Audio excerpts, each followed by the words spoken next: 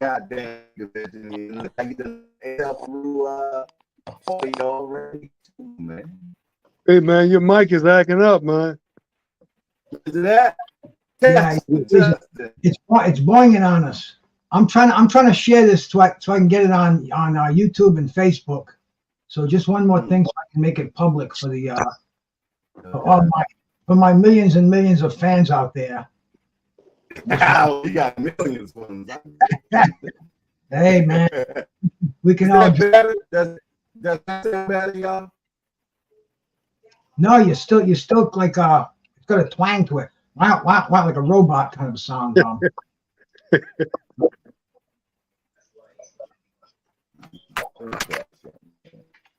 Let's not have any technical problems tonight, bro. We've ruined our last show with all this bullshit. Yeah.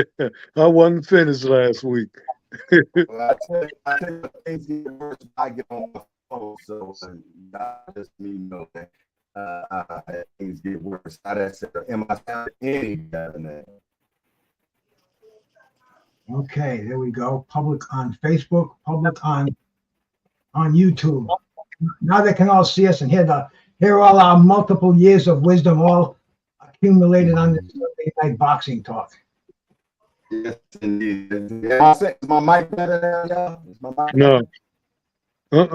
No. Hold on a second, man. I'm gonna read a couple minutes. You got to do something, brother. we can't have like last week, man.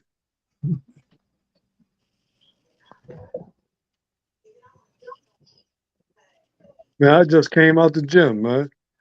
Oh yeah. On a Sunday, yeah, man. Getting this kid ready for next week. For next weekend. For Saturday. That's what's up. Yeah. Sometimes you gotta get it in, man.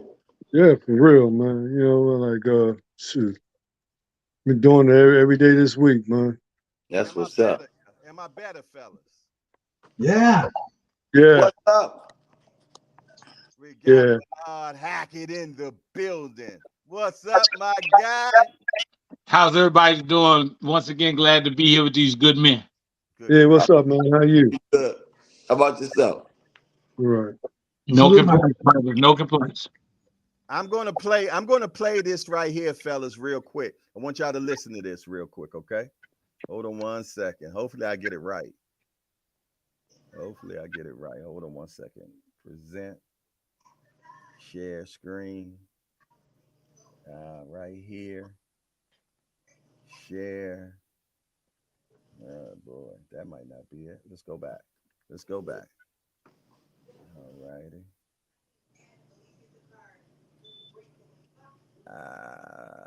What is that? Okay. Present video. There we go. All right. It's just audio. This is just audio. Listen. And it's still not playing. It's saying that this video, that's all right. We're going to play my phone. I ain't in the problems. Only solutions.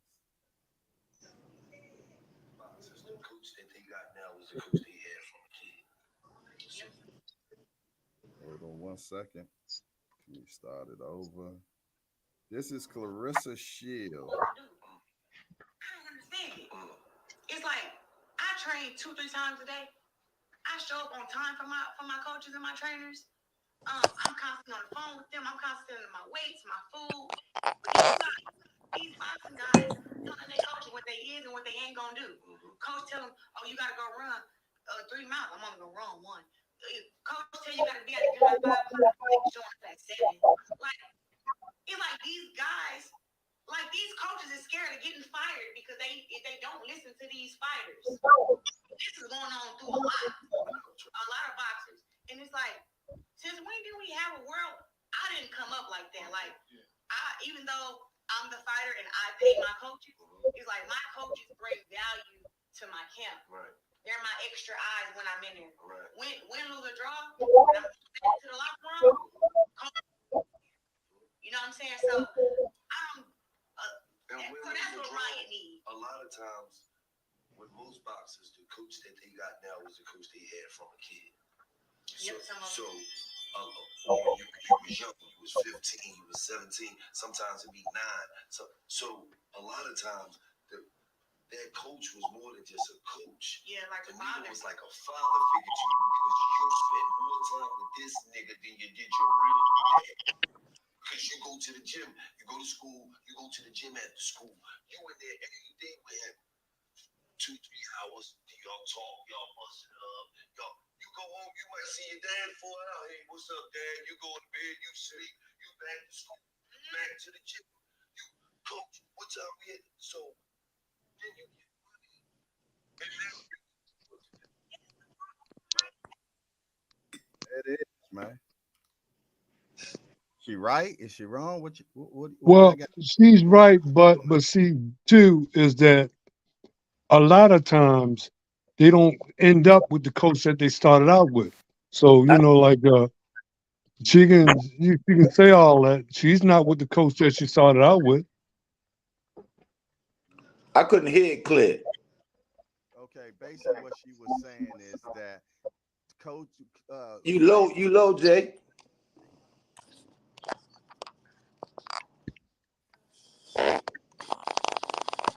is that better? Yeah, I Yeah. can hear that.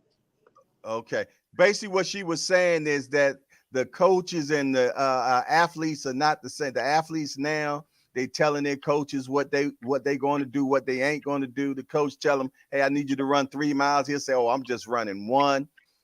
They sucking up to the fighters now because they got money and they don't want to get fired and things of that nature. She's just saying that it ain't no respect between the athletes and the trainers no more. Well, I don't go through that. You gotta listen to me. If you don't want to listen to me, go somewhere else. Yeah, Mm. I don't play like that. You know, they gotta because listen. the information that they got from me is what put them where they at.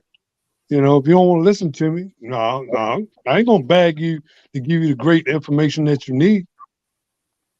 So, if you want to go somewhere else and do what you want to do, go ahead. You know, Mm. Mm. Anybody else that, want to that's chime in? that's the way I am. Well, I don't think she said anything wrong as far as what she said about the respect level and moving on from coaching and things like that. I'm gonna tell you where I put the real issue at. It's not with I don't have any issue with what she said. I Mm-hmm. don't have any issue with any fighter who does what she said. Mm-hmm. Where I put the issue at is uh, Marvin, Kenny, myself, Calvin, a lot of other coaches. When we know each other, and a kid comes to me that was one coach. If a Hello. if a kid comes to me up, Hey, guys. I got Leon Mohammed on here. Is it okay if he jumps into the conversation? He's 50 and over. 50 years old. He's 80 years old, man. Leon Mohammed is one of the greats in boxing I got on here, brother. Oh yeah. Bring him in. Bring him in. Hey, Leon, say hi to these guys. All right, gentlemen, how y'all doing? Oh, I How you know doing? Leon. I know Leon Muhammad. Going on? Hey, Leon, let me introduce these guys to you, man. I got Coach Kenny Ellis in here, man. I got Marvin McDowell in here. I got Bernard Hackett in here, and I got my brother Jay from Hardcore Boxing, man. You got Bernard Hopkins in here. No, Bernard Hackett. Oh, Hey, Not the same excitement. hey, you guys want to get a couple of questions in with Leon while he's here, man? Yeah. I guess the first question I would ask, man, when you was coming up, man, how was the respect factor for you and your trainer? well, when I was around, all the great people was around. Ray Arcel, Freddie Brown, Cam Robinson, Angela Dunny, Richard Giorgetti. There's no good trainer today in my 56 years of service. These trainers today, in my opinion, don't know a left hook from a pitch hook.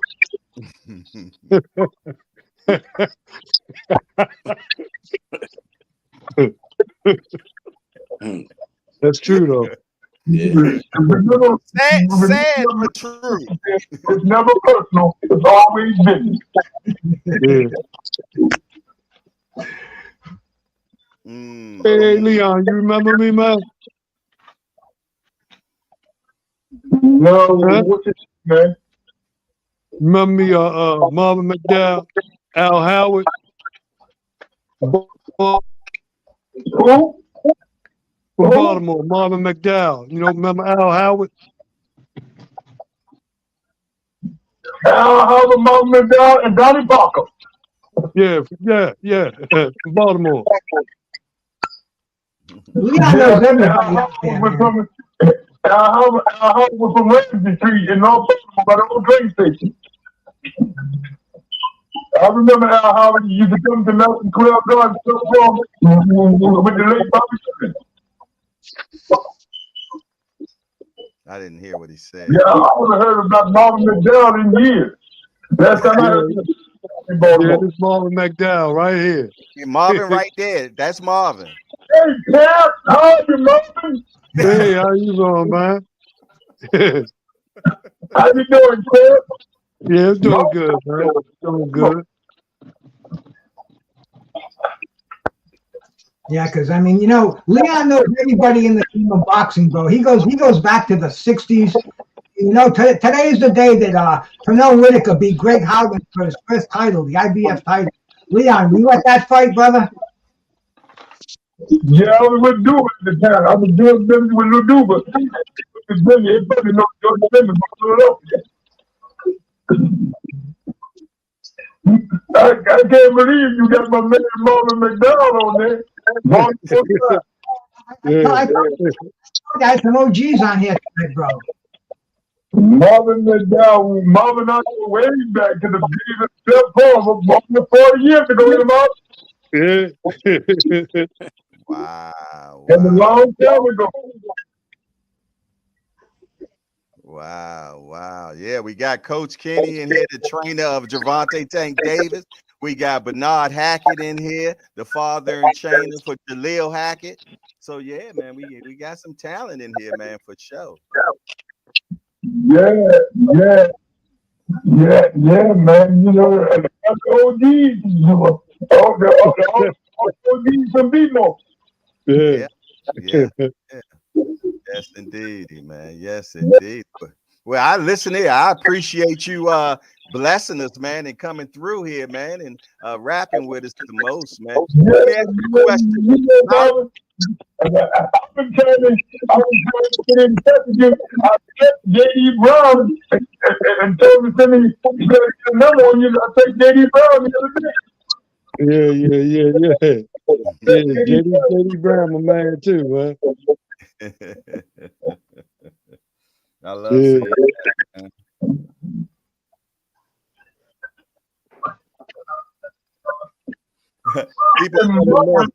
Tank Davis, is the old man Tank Davis still around? No, he gone. He passed away.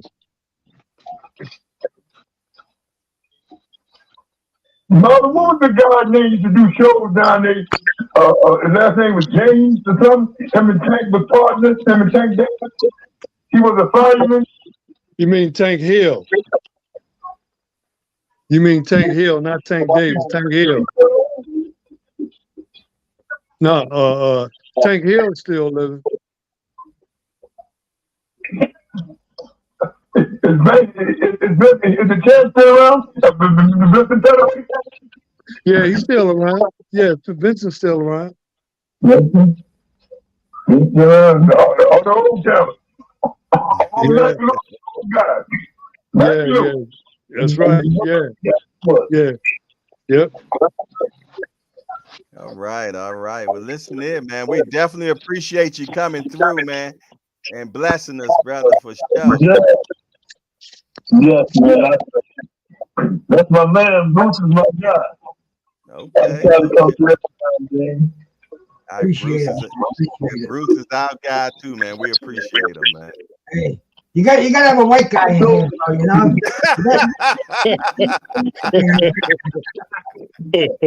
So Coach Kenny, what's coming up with your man? What you say, Coach Kenny? I can't hear him. What did he say? I didn't hear. Hey, Coach Kenny, what's coming up with your man? Oh, we're working on a date. In the next couple of weeks, we should have a date. Okay. Who you guys looking at?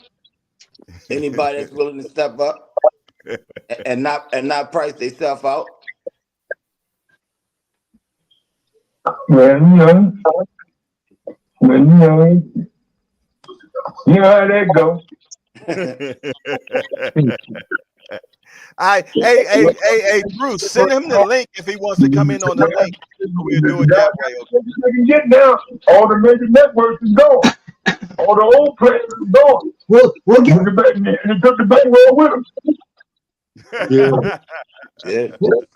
I'll get Leon a link soon, but see, Leon's still in the dock. He doesn't even have a laptop yet. I just have a phone hookup going on with him. But hey, Leon, I'll talk to you tomorrow, my brother. Okay?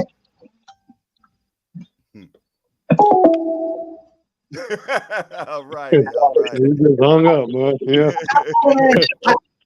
I talk to Leon Mohammed 2-3 times a week, man. And, I mean, you know, sometimes short and sweet, but sometimes we drag it on for hours. I just listen to this guy.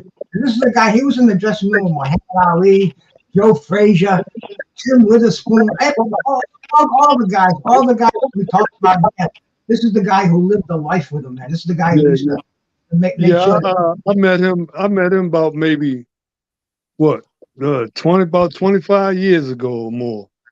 You know, him and this guy that used to train me named Al Howard.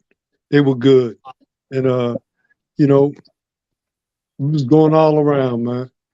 You know, he's come down Baltimore, and I just talk with him. You know, he just work with him and stuff. Just bring guys down there to fight and everything. You know. Oh yeah, bro. I mean, you know, he's I met a lot of them guys, man. A high-ranking Muslim, devoted for over 50 years of his life to boxing. I mean, that guy's just a fountain of information. He can tell you about the Spinks brothers when they were fighting. You know, when they get their titles. Dwight Mohammed Kwawi stories, James Scott, the prison stories. I mean, I listen to this guy and I'm like a sponge. I just take it all in. And you know, one of my missions is to get him a fucking laptop so we can get on shows like this and he can. You know, it's tough doing it on the phone. You know, when you got 4 cats in the flesh over here. Yeah. Yeah, but we appreciate you bringing him in, man, for sure. And he was definitely happy to see you, Marvin McDowell. So that's what's up, man.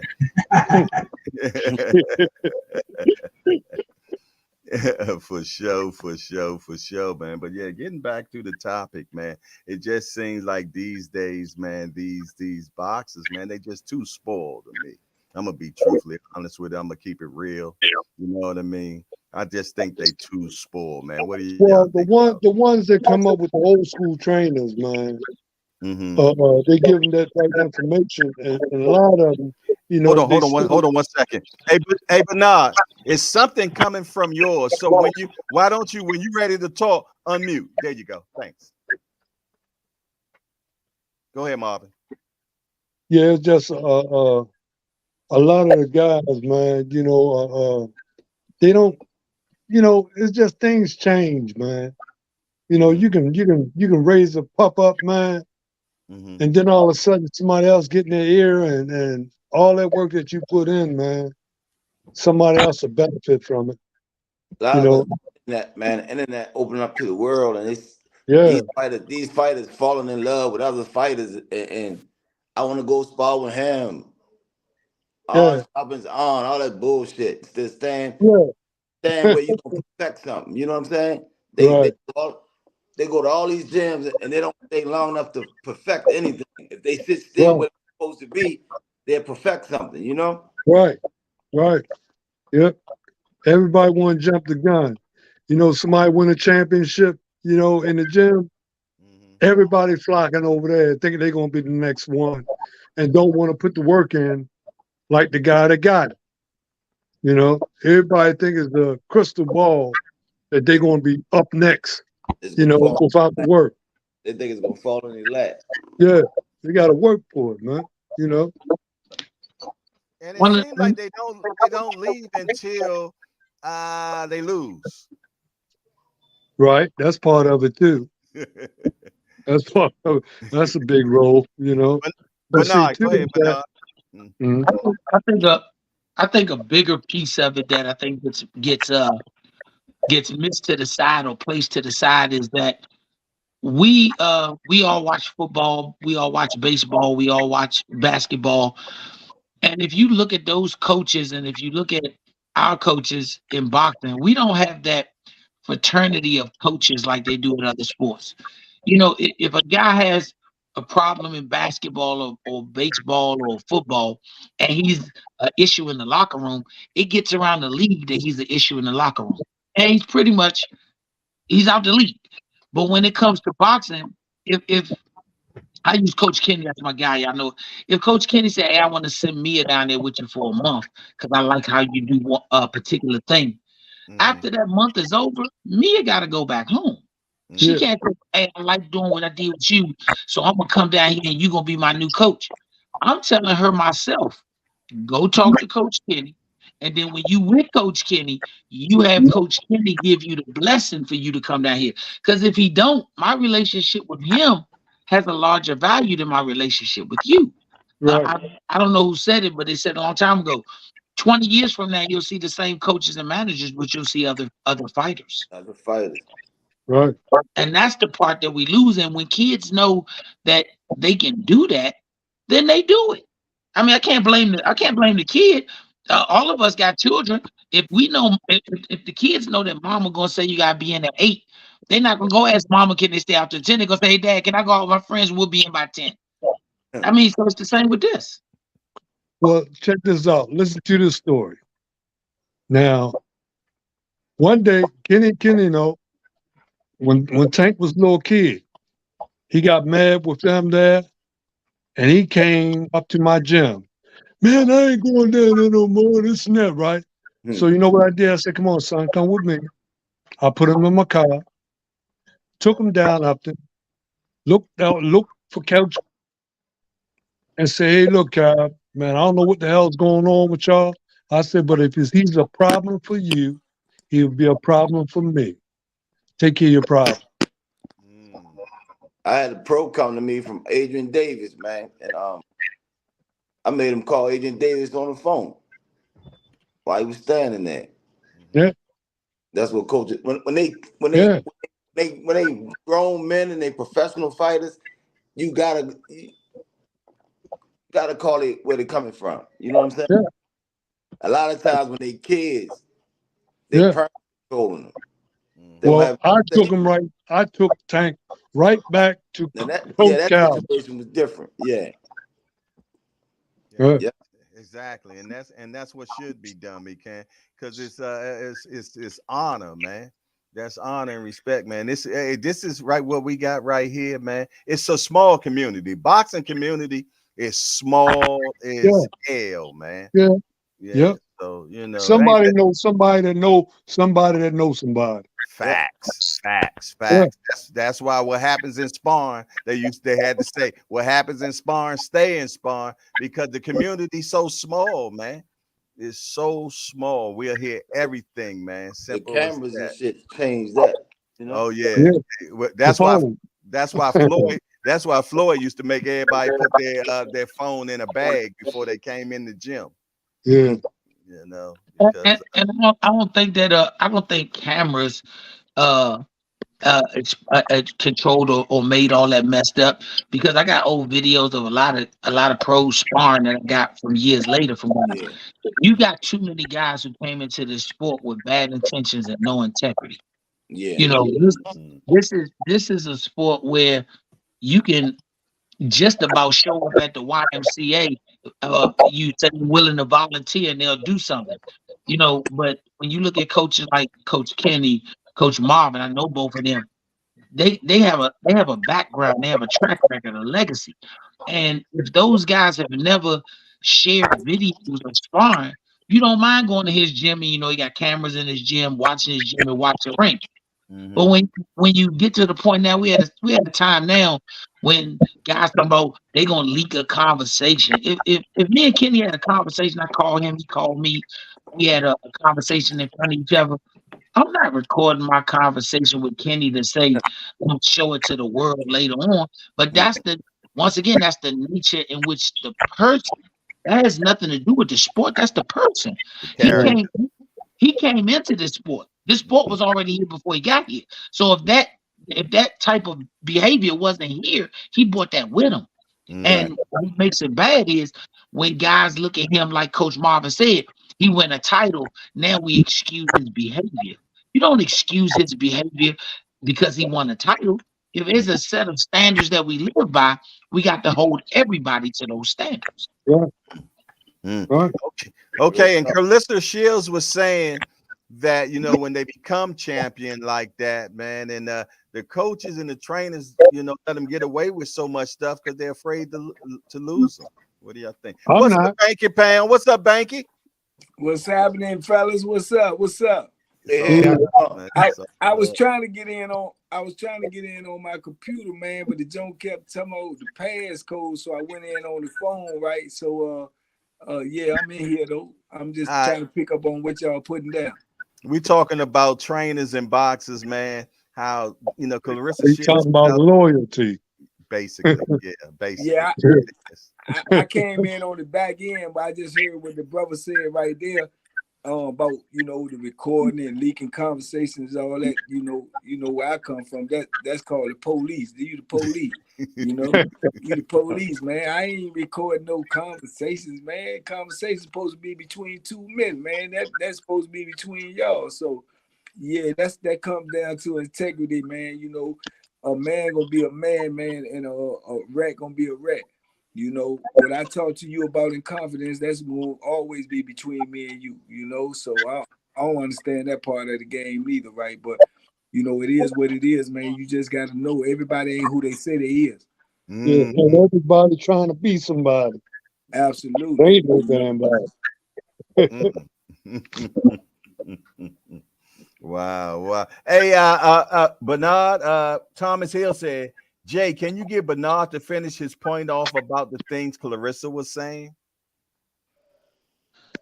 Yeah, I was just trying to make sure that we understood. Like, I didn't find Clarissa to say anything wrong, but I also don't find it to be where when the fighters do that they're wrong.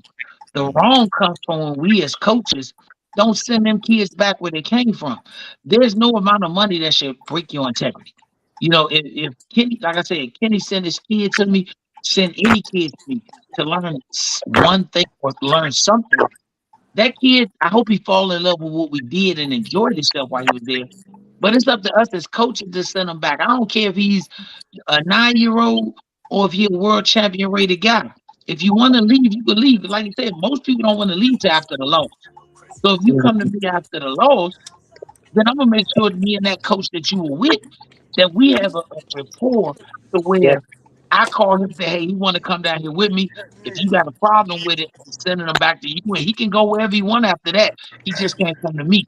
If that's the type of thing that's going around, that problem doesn't exist. Clarissa was right. But once again, the problem comes from the coach who accepts the kid. Send him back. Or at least have the respect or decency to call Coach Kenny, Coach Marvin, or whoever, and say, hey, man, this kid want to train with me. He right here. Can we come sit and talk to you? Because I want to make sure that we feel good after this is over. What about when you tell them to go run 3 and they say, nah, I'm just going to do 1? He ain't going to stay with me. I tell my Coach Kenny know my son, and he know how I do him. I do not run a democracy. This is a dictatorship. Oh shit! Yeah, I do not run a democracy. So we're not going to agree on your mouth. I'm going to tell you because on fight night you love getting your hand raised, and it's because of what I did to get you there. So if you want me to take the blame, then you got to take this harsh part for the 8-12 weeks that we do this. Because you're not gonna look at me and say you cut corners, but you want me to take the blame and say I did something wrong. And that's why you lost your title. Nah, we're not doing that. I've been telling my kids since they was 5 years old. You might embarrass yourself in public, but you will never embarrass me. If you let them tell you what to do, then they might well coach themselves. Hey, remember back in the 80s, on any given day, you could see fighters running up on any part of town. Yeah. You don't see that no more. Nah. Now they on treadmills and everything. They had trainers that were respected. We're still respecting them today. I mean, shit, the guys like Eddie Clutch. You know, You can see fighters running everywhere, man, but you don't see fighters nowhere running. Nah, hey man, you know, you gotta pay your dues. You lose your fucking wind in the 7th, 8th round, and you gotta get 12 rounds. You're gonna wish you fucking ran. You gotta get to the 7th, 8th round first. Uncle Dre's finest. How you doing, Uncle Dre? Can you hear me? Yeah, loud and clear. Hello? Yes, we can hear you. All right. I don't know. It's not hooked up to my Bluetooth and I'm driving. I really can't mess with it. How you brothers doing, man? We okay. Sorry being late. I'm on my way to work. Okay, all right. You got a lot going on over there, man. I wish it was hooked up to my Bluetooth so I can hear you loud and clear. I can barely hear you. Okay. All right. Well, maybe you'll try to talk louder. Huh? Hey, put your hearing aid on. We'll call you back. I couldn't hear you. I know you said something funny because you laughed. You know I did. I know you said some bullshit. All right, man. All right, y'all. Yeah, man. So yeah, man. It's a big deal. What do you think about that, Kenny? You tell him to go run 3 miles, and he said, "Nah, I'm gonna do 1 mile." How you deal with that? Listen, all you can do is remind them if their hands don't go up. Okay, you shortening yourself basically then. Yeah. Don't cheat yourself. Treat yourself. Yeah, but I'll tell them I can do everything up for you in the gym. I can't run for you. I can't take the punches for you. That's it. What I can do, I can stop it. I can stop the fight when you ain't doing right. Hey, you know what? This is a good thing to ask you all. Remember when Sean Porter was fighting Crawford, right? How many of y'all feel though that his father should have stopped that? Nah. Kenny said nah. He was all right. Yeah, I think he was okay too. Yeah, I think he was all right too. He a tough dude, man, but I do feel like he would have got stopped. He would have got stopped. He might have got stopped. He might not, because he don't weather a whole lot of storms. And yeah, but I think his father was looking at it from an aspect like he know him better than anybody else, right? He might have seen something that we didn't see. But from our eyesight, I felt like he would have kept fighting, though. He was frustrated more than he was hurt. Right. He was beating on that floor. Yeah, he was frustrated more than he was hurt. Them punches on the floor should have went on Crawford. Yeah. Son get hit like he never got hit before. I think he overreacted. The fight was very, very close, and that's why sometimes father and son combinations don't always work out well in boxing. And sometimes they do. For everyone who tell me they did, I can tell you some great ones didn't. Well, we got one in here that's working so far. Huh? I said we got one in here that's working so far. We got Jaleel and Bernard. Man, you got two. Me and Kenny working excellent together. My thing is this. I just don't.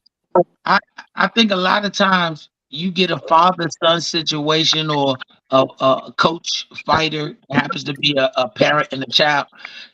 They want to hold them to a different standard. hold me to the same. If Coach Kenny got 10 fighters in the gym and he got 10 fighters winning, there's no he got 9 fighters winning and he got his daughter winning. It's he got 10 fighters winning. The That's right. standard doesn't change. But when Yeah. it's a father, son, or a daughter, father, they wanna move the goalposts. You can't do that. If we did good, I've been with Coach Kenny a while. I've never seen Coach Kenny's daughter say, hey dad in the ring. She said coach, like everybody else. My son don't call me dad at the gym. It's coach, like everybody else. If we made that separation and our kids don't slip and call us that, then why does everybody else want to move the goalposts? If I got 10 good fighters, I got 10 good fighters, and one of them just happens to be my kid. If I got 9 horrible fighters and one of them is my kid, he's just one of the 9 horrible fighters. Don't change the goalposts. Well, see, brother, you have the proper idea. There are fighters throughout history like Jerry Quarry, his father, who drove him to fucking fighting when his mother didn't want him to fight. Guys like Wilfred Benitez, his father Gregorio. I mean, we could go on and on. Fighters' fathers who gambled away their son's money. Fighters' fathers who put him in fucking bad matches. I mean, it's been premature stoppages in fights. It's been prevalent in our industry. So when you can find a father and son combination, father and daughter that gets along in boxing, it's a rare thing. It's a beautiful thing, but it is definitely, in my opinion, it's a rare thing. Yeah, because a lot of times the father want to see their self in their kid, you know, and sometimes the father want the kid to get something more than what they have. Living vicariously through them. And that's a good point. I love what the brothers are saying, but like he just said, the father that gambled the money away, the father that stole the money, that did all these things. For every father that you give me that did one of those bad things, I could give you 5 managers who did the same thing, but he's still managing. What's the difference? Exactly. One manager robbed 10 fighters, and you want to just put the eyeglasses on the one father that did it, but the 10 fathers. Blood is thicker than water, bro. You know. Yeah, but when we turn to the business, I hear that all the time, right? Blood thicker than water, but you need both to live, right? Yeah, bro. Water is all I drink, man. Blood ain't thicker than blood. Hey, I got a question. Who is the best? Who would y'all, in y'all opinion, each one of y'all opinion, was the best father-son duo in history of boxing? Ooh, man. Wow, let's think about that. Most successful and the best. I'm gonna have to put Trinidad and Floyd. They gotta be in the top 5. Well, Sugar Shane Murphy, father trained too. Yeah, but didn't they break up at the end though? Yeah, they broke up. Yeah, well, it was over. That's why they broke up. Yeah, they broke. They might. We talk about, you know. I'm saying in the terms of they started with their pops. You know, a lot of people started with their pops and then moved on. You know, but you know the pops got it. He the one who got it popping. You know. No, but when Sugar Shane's career was over, that's when they broke up. And his career was over when he was getting his ass whipped, man. You know, I think Roy Jones and his dad did. Hey, look, I who said that? Coach Kenny. Yeah, that's who was on. That's the one that was on my mind.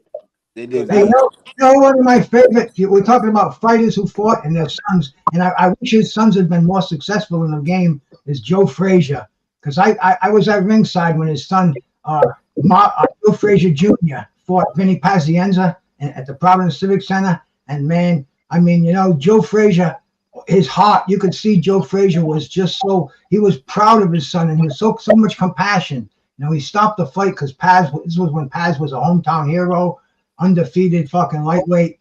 But and Joe Frazier Jr. was pretty good. He was a pretty good lightweight out of Philadelphia at the time. He got beat by Mike Mungin. You guys remember Mike Machine Gun Mungin? Yeah. But man, Joe and his son, and plus is his son fucking Marvis Frazier too, man. everybody loved Marvis Frazier.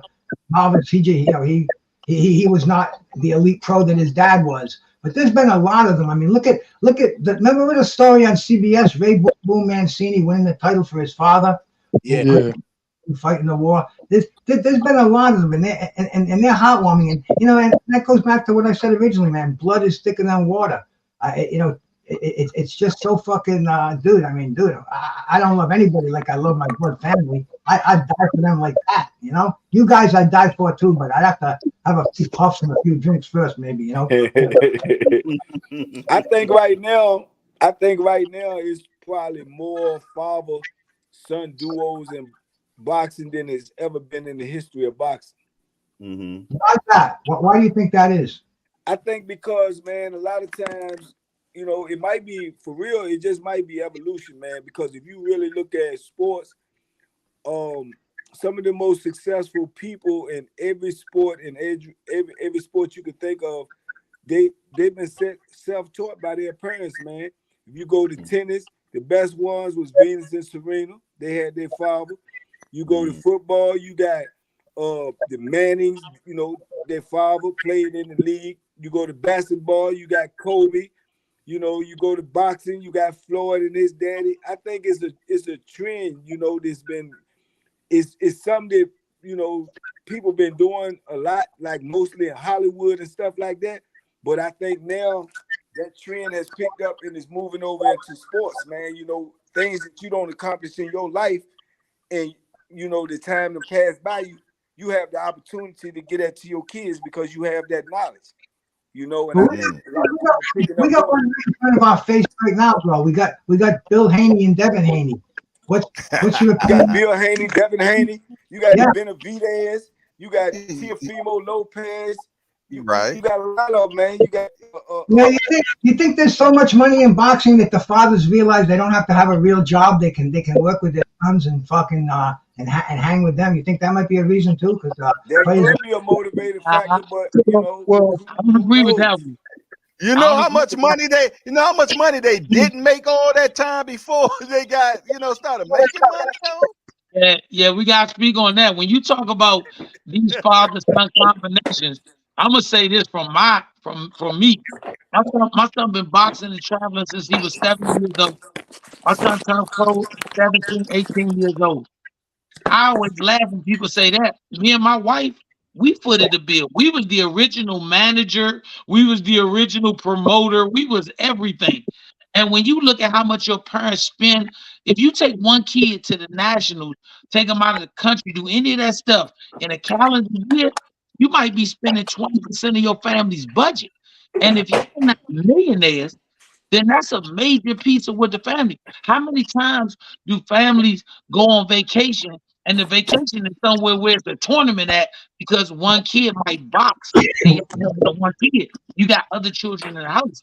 I think sometimes people get that confused. Most of these young boxers, they don't come from single kid households. They got multiple siblings. So what is it? Everybody is invested in helping you see your dream come true.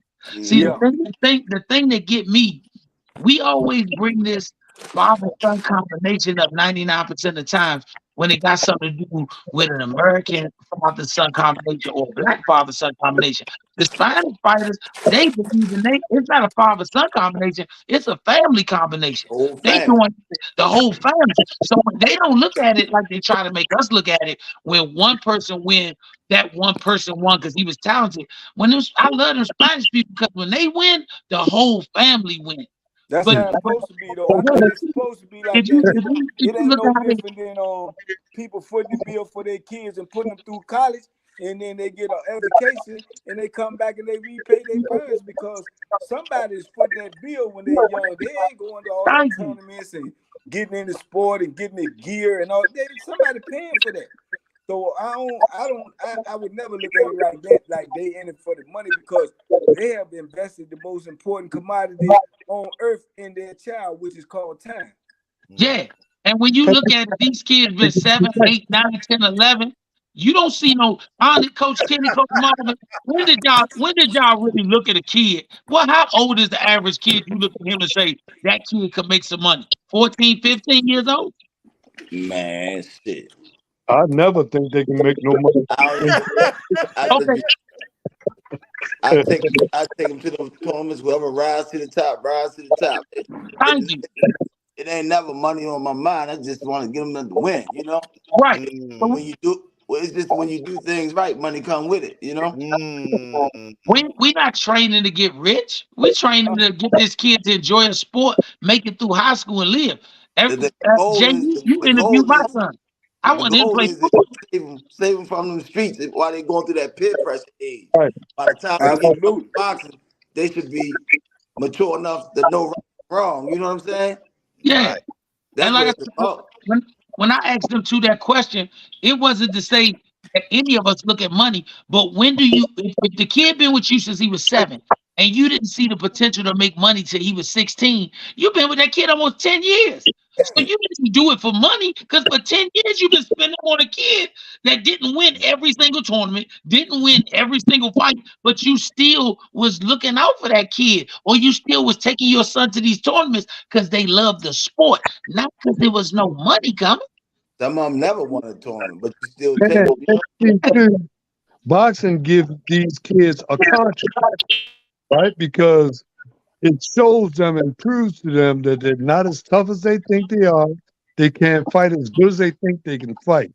You know, there's always somebody out there that might have the edge on you. So it humbles you. Boxing is one of the most humbling sports out there, man. Especially when you take one of them straight right hands. Yeah, I done seen some of the roughest, toughest so-called guys here in Baltimore City, man. They come in that damn gym. They go to the fight. I don't need no training. Man, you put a kid in there that's smaller than them, that know how to box, beat the crap out of them. Man, take these gloves off me, right? That's what happened to George Foreman. Yeah, look, then they disappear, right? Then you might see them on the street. Hey, man, what happened to you? When you coming back? Man, I'm working now. Man, I'm in school. Man, I'm in training, you know. Anything but to come back in that damn gym and get that ass whipped. Whip some sense into him. You might coach Mom.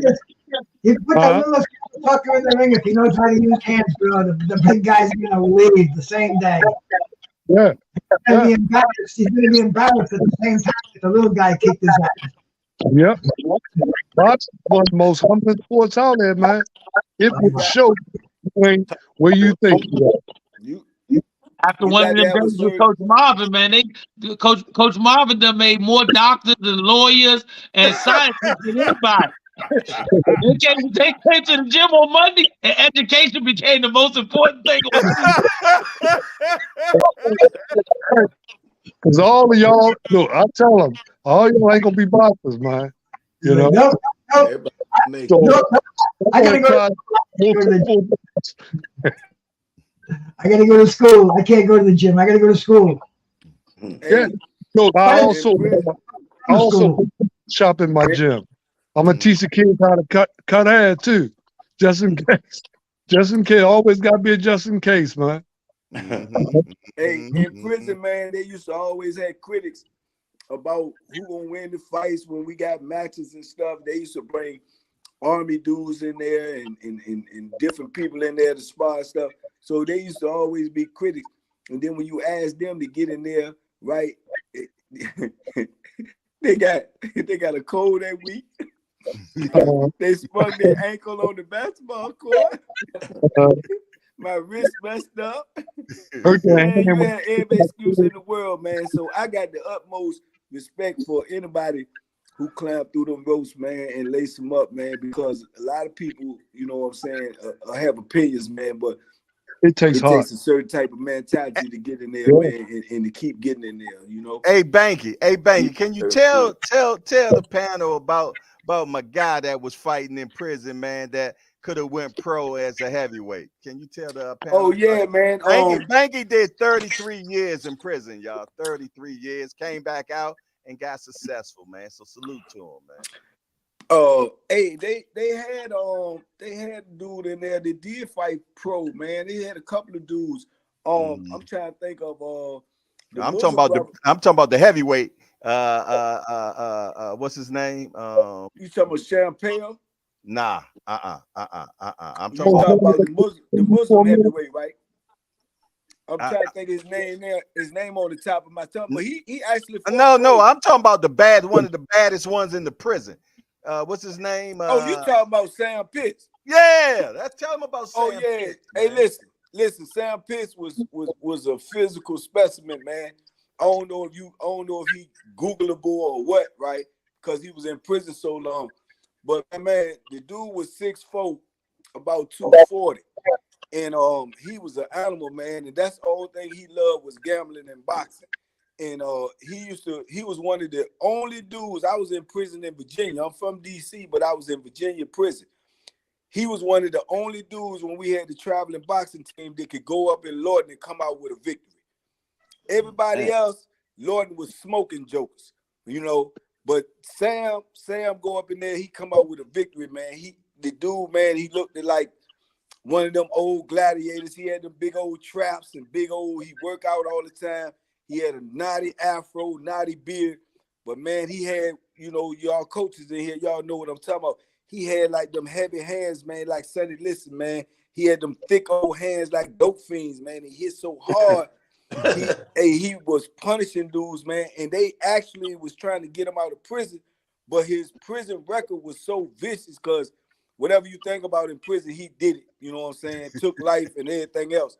But they actually had what's my man named Lou Duva them and Angelo Dundee. All them people had looked into him trying to get him out, but they won't gonna let him out, man. He eventually died in prison, man. He did over almost 50 years. Dang. They wouldn't let him go.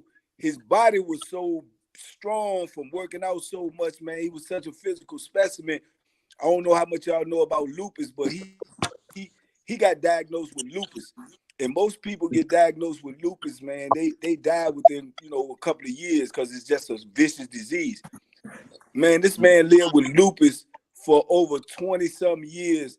He lost fingers, toes, teeth, whittled all the way down to like 100 pounds, walking on a cane. That's how strong his will was to live, man. But in his time, he was a bad dude, man. I believe he could have seriously been a heavyweight champion, man. He just was that vicious, man. Yeah, this guy named Timothy Poole. You ever heard of Timothy Poole? Who? A guy named Timothy Poole. Yeah. Penitentiary. Yeah. He was a great. It's another dude. It's a dude that came out of Lorton prison and became a champion too. Yeah. What's the dude you're talking about? Who Angelo Dundee and tried to get out of prison? What was his name again? His name was Sam Pitts. Sam Pitts. And I was locked up. With another dude, but I know his Muslim name. I don't know his real name, but he actually fought pro. Yeah, he actually fought pro, and he fought Michael Spinks before, man. Yeah, the Wild World of Sports. Yeah. All right. Huh? When they had fights in the prison. Oh yeah, that was James. When I was in James Virginia prison, man, we used to have, when I first went in, I went in 87. They had a traveling boxing team, man. We used to go from prison to prison, fighting other institutions. And they had an army base up here that had dudes, they used to box in the army. They used to bring them in there to spar and stuff like that too. So it was going good, man. I mean, I went in 87. They finally cut it all out probably. And man, all the way up to probably they stopped it because of AIDS. And Virginia, they stopped it because of the violence. Because, like I say, we went to different prisons, so they had it was the cost of and all of that too, the medical bills. But we went to a institution one time, and the dude had a beef with a dude on that institution. He was in the ring. It was something that had happened with that dude and another dude's brother, and he jumped in the ring and stabbed the dude. Dude lost his eye, so that caused a lot of lawsuits and stuff like that. That gave him a reason. In prison, all they need is a reason to take something for you. So they took it for a while. In the 70s, you guys remember James Scott, right? I mean, Rahway State Prison. It was Yes, was spectacular. I mean, it was amazing. Look, there was a prison inmate a world title, but then James Scott lost, and the fucking corporate America lost interest, and pretty soon no more boxing in prison. It's all fucked up. I mean, it was a huge thing, man. James Scott pretty much was the face of boxing in prison. Who was it who beat him? It was beautiful. It was beautiful in Virginia for a while. It was beautiful, man, because it was the first time I ever been locked up, but I had been in the boxing before I got locked up. So when I got in there and found out I could do that, it just consumed me, man. That's what I did every day, man. I woke up, I trained, I ran, I worked out. That kept my mind off a whole lot of the other foolishness, you know. So yeah, it was a beautiful thing, man. But they had a couple of dudes in there, man, that got out, went pro, did some good things. Like that heavyweight dude, his name was Najee, was his Muslim name, but he was pretty good, man. He had a pretty good heavyweight record and everything, man. I think something like 17-2. But one of the losses he had was against Michael Spinks, you know. So and he fared well. I think they stopped the fight on the cut. But you had a couple of dudes that came through there that did real good, man. Some dudes was there, got out, went and turned pro. You seen them. We watched them on ESPN fighting and stuff when they used to show fights on ESPN, Friday night fights and stuff like that. Joker was in there with us and he out there fighting, man. So it was a good thing, man. But you know, don't nothing last in prison too long except for your sentence. To answer the question, it was Jerry the Bull Martin that went in Rawway and beat James Scott. Jerry the Bull Martin, yep. And then you know what's his name? He came out of Rawway too. What's my man name? Did Denzel play? He came out of Rawway prison. Carter. Carter. Yeah, Reuben Carter. Reuben Carter. And you know, and we all know Bernard did some time. Yeah. Hey, James Scott came home though and fought, didn't he? Hey, you know, I don't think James Scott never came home. Didn't Jerry the Bull Martin get a shot at Michael Spinks? Didn't he get a title shot? Or was it? Or did he get a shot with Matthew Saad Muhammad? I know Saad Muhammad for 2 times. Yeah. It was a dude in Lawton. It was a dude in Lawton that got out and became a champion, man. He won one of the belts, man. I can't think his name. He was in Lawton though. Yeah, well, you know who's in there in jail now? The Black Rhino. He's over there in Angola, man. Serving life. The one that it begin with an I. Etne. He fought Mike Tyson. Yeah, he came home and went back. Clifford Etne. Yeah, exactly. He's in prison now, man. I talked to his mother recently. I talked to him also, man. And they're trying to get him out. Man. He was living in New Orleans, wasn't he? Around that area. Exactly. They say what's the name got a good amount of time, man. The dude that stopped Bernard run, man. What his name was? The Taylor boy. Taylor. Yeah, he got a decent amount of time too. He did something crazy, got locked up. And we already, and I don't know if y'all know, Michael Nunn did like 20 years. Yeah, he home now. Yeah. Well, Anthony Fletcher did 28. He did 28. Anthony Two Guns Fletcher, Frank the Animal Fletcher's brother. That's a good name. Two Guns. Anthony Fletcher just was released. And he's 2 years ago. I spoke to him. He's doing announcing. Gross. You ever heard of Reggie Gross? Yeah. Oh yeah, man. Reggie was a killer, bro. Yeah, he fought Tyson. Mike Tyson. Yeah. I talk to him every now and then. Yeah. He fought Razor Brother too. I think Calvin was bitten with him, wasn't he? Reggie Gross was the first one to beat Burt Cooper. Yeah, but I think Calvin bit with him. Well, they was in the same situation. Okay. Okay. 2 world champions was locked up down here with me too, but both of them was on the institution that I was on after I left. One of them I just barely missed, and that was Pernell Whitaker. He had to do a little short bit. their prison had a flood, and they brought them all to the prison that I was in, but they put them all in the gym. So he was there, and the first dude that knocked out Lennox Lewis, he did about 3 years in the same joint I was in. He was teaching dudes how to box in there. He had some big old hands too. Oliver McCall. Oliver McCall, man. Yeah, he looks so bad now, man. Yeah, he was in Mecklenburg. Man. Mecklenburg used to be the prison down here. At the time, it was the worst one. That's where they had all the death row people. But he right close from here. He was like from Roanoke or something. But he did like 3 years on the joint. Yeah, when I was an amateur, we used to come to the penitentiary and spar with the inmates. Yeah, that's what they was doing down here. Yeah, I went to Norton a couple of times too, and sparred some of the inmates. Yeah. Wow. Yeah.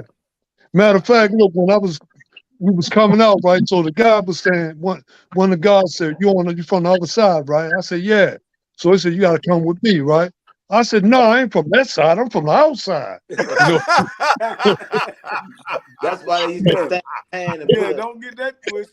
They used to stand hand and put a ribbon on. Come with me, man. He said, you from the other side, right? I said, yeah. I said, no, but I'm from the outside. You know, I'm not in here. I ain't gonna lie though, man. When they used to bring the army dudes in there and the amateurs in there, man, I ain't gonna lie, man. We used to give them the business, man, because it's like we ain't had nothing else to do. Well, the guy that I worked out, I used to work out 4 times a day when I was fighting, man. I'd wake up, work out, take a shower, lay down, go to lunch, work out, go out in the evening, work out at night.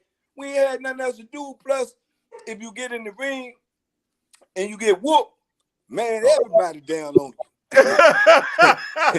Man, they laughing, they joking, and man, I'll tell you, it got to the point where they would film the fights and then they would put them on the video in the visiting room on the weekend. Hey, look, on the weekend, it be in the visiting room. You get a visitor on the screen, man. You ain't nobody going in there and let the kids watch that, man. I plug this back up in the middle. Hey, brother George, I want to ask you the question of the topic today, man. We were listening to what Clarissa Shields said this weekend, and she was saying how boxers are not respecting trainers like they used to, and that a trainer might tell a boxer, "Hey, I need you to run three miles," and the boxer be like, "Nah, I'm just gonna do 1," or this or that. Or they're just not giving respect. Do you see that, or what do you think, man? You got to look at it on a case-by-case basis. And historically, if you look at the relationship that fighters have with their trainers, like Jack Blackburn and Joe Louis, it was a relationship based on respect. But today, maybe you had them back then. But I think boxers have too many options. And I think a lot of trainers aren't respected because, number one, great percent of them are con men. They don't know anything about boxing.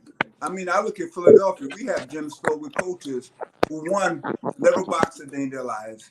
Yeah. Never apprentice under a great trainer to learn their craft. I don't say you have to box to be a great trainer, but at least spend some time learning the craft like people do in the trade industry.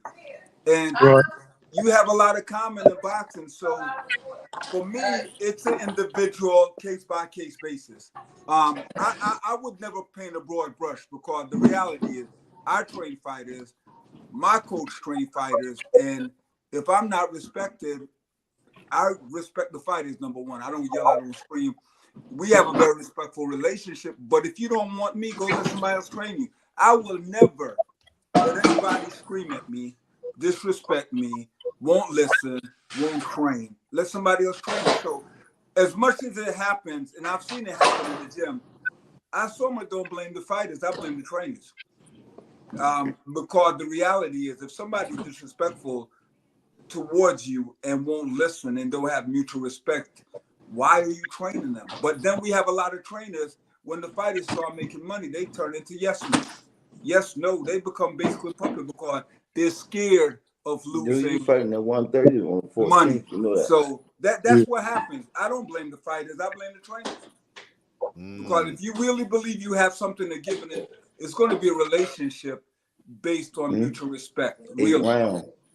So I blame the trainers. I mean, I've seen trainers, even in Philadelphia, the fighters start making money when they were hard on the fighter, when the fighter was up and coming. Now they're a puppet because they're scared to lose their 10%. My reality is you can take your money anytime. 40, 41. You was always 30. You know, you mentioned Jack Blackburn. You know where Jack Blackburn came from. You know where Jack Blackburn came from, don't you? I'll tell you, Jack Blackburn did 4 years on manslaughter. He was also under indictment for another shooting. He had all kind of trouble going with him, but he had a special bond with Joe Louis. And nobody could get near Jack Blackburn. The press couldn't talk to Jack Blackburn. Fucking other fighters couldn't talk to Jack Blackburn. That was a special bond, and that's what fighters need today with their coaches, with their trainers, bro. They gotta have that special bond. They have to trust them, like Joe Louis trusted Jack Blackburn. You know, I mean, it's what we're talking about today. The trainers of the past, how they relate to the trainers of today. And when we're fortunate, we got 2 trainers in here, maybe 3 from trainers of today, bro. And they're they're the kind of trainers we like to see. They're not of they're of the old school. They bond with their students, bro. I mean, they're not there for a season. They're there for a reason. You know what I'm saying? Right. But I see too many trainers. I'm in Philadelphia. I see too many trainers that turn into puppets and yes men because they're scared to lose their 10%. But I agree with you. Jack Blunt was a special relationship. I spent time with Eddie Futch.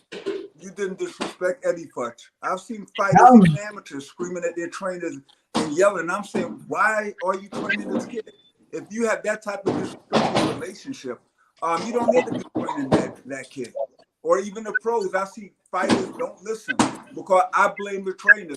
Too many. Number one, a lot of trainers don't have anything to contribute besides being a cheerleader. Number 2, a lot of them get so scared of losing their 10% or whatever that they become yes men as soon as the fighters start making some money. Yes, sir. Romeo from Facebook out there. It's the same. It's the same in all sports, though. I know nobody here think that the coach is telling LeBron James what to do. You know, so it's universal. It just can't be applied to boxing. It's applied to all of them. I'm not saying it's just boxing. I'm saying if you get disrespected one time, it's the person's issue. If it continues to happen, it's your fault. But a lot of trainers in boxing are just scared. They become yes men, right? And that's just the reality. I believe in mutual. I had a trainer, Charles Ramey, right? The most respectful person on God's planet, right? The old man was very firm, just like my father. Never yelled, but he'll deliver his message. I would never think of respecting that man. To this day, he's still, most people don't know he's not my dad. But I've never, the first fight, and I'll say this, the first fighter to even raise his voice at him, right? The old man wouldn't take it. He yelled. He basically told him, and that fight ended up leaving and left for 6 years and came back 6 years later to fight Terrence Crawford. And I won't mention the name, but you never disrespected the old man. You just don't. It just, number one, he's a big guy. Number 2, he was always respectful of us fighters. Always give respect. I was 15 years old. Treated us like men, but he was very firm like my dad. And you don't yell at him and stuff like that. But that's the type of training I'm accustomed to, old school. Let me ask you a question. I got one question for you all. How do you feel about trainers that never fought before?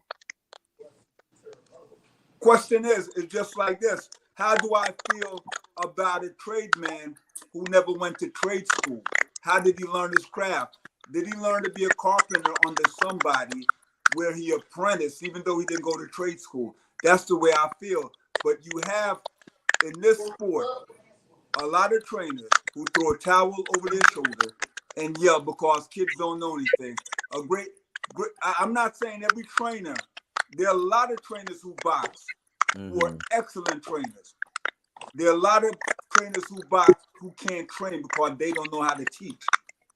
There's also some trainers who apprentice under great trainers and learn their craft, even though they never had an amateur or pro fight. So it varies. But then there are a lot of charlatans in the boxing gym who throw a towel over their shoulder, don't know a left hook from a fish hook, and go in there and start yelling.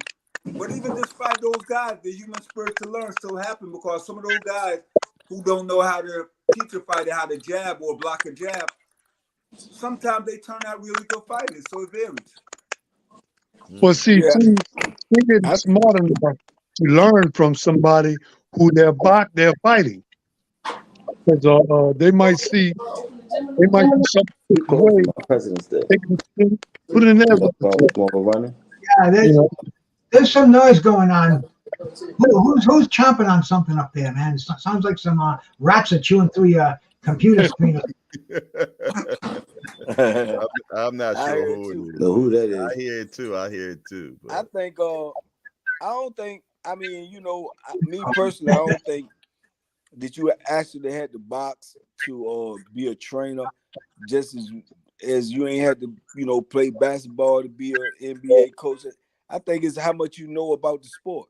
And when you really look at it, a lot of these trainers that used to box, most of their career weren't that good, but they turn out great fighters because they know the game, they know the sports. They may not have had the physical talent or the attributes to do what they wanted to do, but they know the game. I think the more knowledgeable teach the basics. Is what qualifies you to coach or to teach. Your knowledge, not what not what you done did. I think it's your knowledge. You could get knowledge in a lot of other ways than just getting in there and doing it yourself. Like Venus and Serena, they daddy ain't never know nothing about tennis, but he went and picked up a book and learned about tennis. He taught them, and they became the best in the world. I don't think Tiger Woods' daddy played professional golf, so I don't think that really. I think it's like you say, it might be on an individual basis. It just depends on how much knowledge you have of the sport. But there was always somebody around that did the sport that gave them information too. Yeah, but you learn from people. You can learn from studying. You can learn. They could have been a person that was in the gym that watched boxing, that studied boxing, that read about boxing, that know the ins and outs, that got that eye. They might just got that eye. You know what I'm saying? And they can see these things, and then they're able to teach. Some people's are teachers, some people's are doers.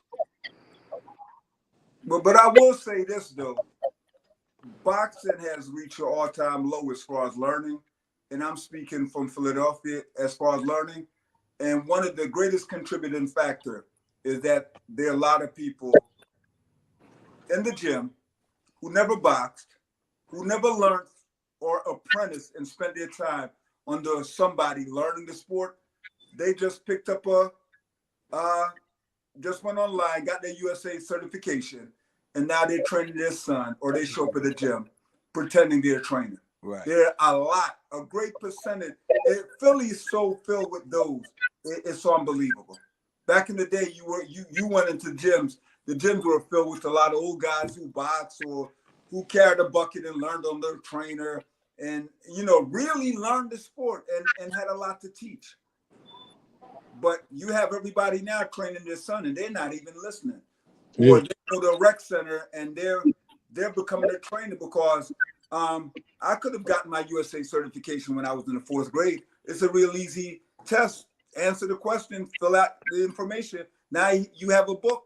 You go to Say Sport, you do that. Now you're a trainer. Really? Well, I was taught by the old school. The one I'm saying from the 30s on up to the 60s. That's what it was. The guys that work with me, one guy that trained me name was Jimmy McAllister. Back in the 30s, 40s, and 50s, Larry Middleton. Back in the 60s and 70s. Middleton. So yeah, Larry Middleton. He was one of my trainers, and Jimmy McAllister. Jimmy McAllister on record at Fort Willie Pep to a draw. You can check the record too. You'll see it. What was James Larry was a welterweight, wasn't he? Larry Middleton was a heavyweight. He was a heavyweight contender. Okay, sorry. Yeah. And Before King Boy, before Jerry Quarry, before most of the guys. Bob okay, Mackin over in England. I think he beat him over there. You know. 67. Yeah.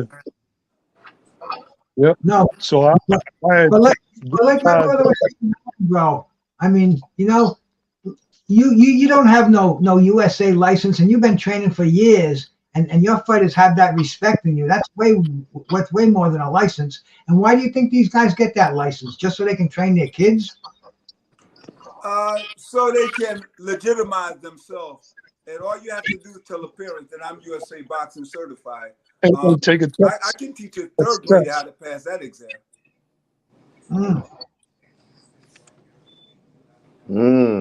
But I gotta say this, man. The guy, Jimmy Arthur, one of the greatest trainers. My trainer, he learned under Jack Blackburn.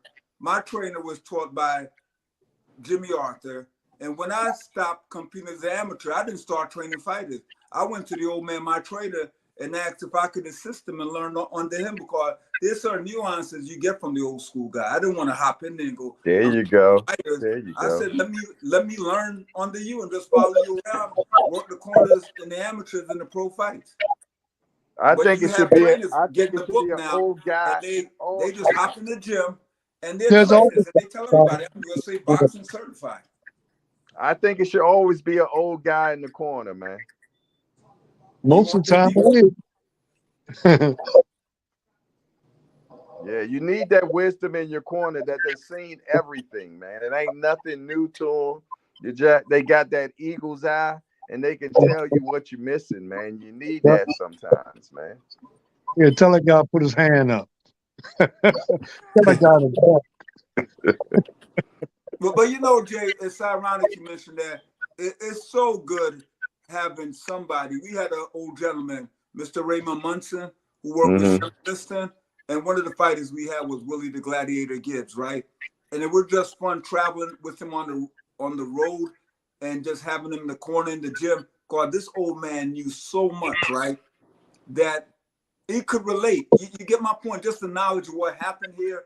It was like tapping into encyclopedia, because he had experienced so much being on the road with Sonny Liston and being in all the gyms in Philadelphia, that he really had a lot of wisdom. And we lost a lot when he passed away and was no longer in the gym. Yeah. I think it's important to have that wisdom. And that's why I like bringing you all on, man, so people can still get that download now, man, because it's a lot of information that's being misconstrued and everything, man. And that's why I started this 50 and over thing, man. One of the brothers said, Jay, you should do that. And when I really thought about it, I'm like, you know what? I should, man. So shout out to my guy, William Old School, man. He's the one that was like, yo, you should do that, man. And I'm so damn glad. Let me tell you something. I put a clip up this last week of one of the old timers show, man. And trust me, man, it kicked off, man. Especially a lot of people were talking about what Bernard said. A lot of people talking about what George said and everything. So it really started a lot of controversy, and a lot of people say, I need part 2 to that. I need part 2 to that. Where we were talking about the forbiddenness in boxing, where Brother Umar said something to the effect that now that the blacks are in charge right now, and we're running boxing a little bit, you know what I'm saying? Now they say people have problems with that. So it did stir up a lot of controversy, y'all, for sure. Oh yeah. Well, it was the truth. That's where the ball bounced. What do you think about that, George? Now, I think it's great, man, that we can have a forum where people discuss things that sometimes are controversial, or say what you really feel, and you're challenged by your peers. So I think the form is really great because there's a lot of things happening in boxing, and all I wanted to say was there are a lot of great fights out there, and for whatever reason we're not seeing them, even though those fights will make a lot of money both for the fighters and their camps. But there are a lot of fights I want to see the fight. I was happy that I got to see Tommy Hearns and Sugar Ray Leonard, two of the fighters that I love and admire, and I just thought they were great. It was great we saw that fight. I want to see Shakur versus Tank. I want to see Haney and all those guys fight while they're still young and in their prime. But for some reason, we're not getting those fights. And people say, well, it's the money. The money's there. They can make a lot of money. So we're not seeing them. And when time passes by, I'm going to be sitting here reminiscing about Ray Leonard versus Tommy Hearns and Ray Leonard versus Hagler. And I didn't see these great fights with these young fighters who are really, really good fighters and have world titles. I just want to see them fight. Benavidez versus Canelo. I want to see that fight. Yeah. Thomas Hill said, Jay, ask them about. Today, I watched the Tommy Hearns and Ray Leonard old fight today. Jay, ask them about the seasoning in the ring, their old school training, and the importance of the nuances of yesteryear boxers in today's ring. Should there always be that presence in the camp? And that's what we were just talking about, having the old school in the corner, man. Yeah, I think it's always old school guy in the corner. I don't know what he's talking about. You can be old and the Chop Shop said, I think that boxing has reached an all-time low because a lot of the top guys are scared to take the risks. I think that's killing the sport because we aren't getting the big fights consistently. well, they should have been back there during the time when the other people that were in charge of it and wasn't fighting the black guy that could possibly beat them. You know what I'm saying? Things change hands, man. You know, we see a lot of black boxers are on top right now, you know, and the things that's going on that was happening back then when they I don't were. know what that noise is, man. We're going to have to find it out because we only get it when we do this show. Somebody's phone. Somebody got that kitchen magician phone, man. Who on that Obama phone, man? It ain't mine. I'm checking mine now. Definitely mine. Okay, I got a question, y'all, and it's one of those taboo questions.